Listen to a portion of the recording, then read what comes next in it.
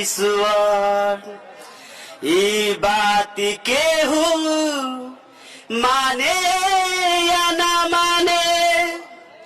हमनी के दुश्मन बनल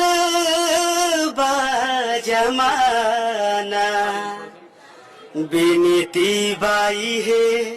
केहू पत्थर से न मारे ना कोनो हाटी बजरिया से होला ना कोनो हाटी बजरिया से होला उमरिया के रोग ह नजरिया से होला।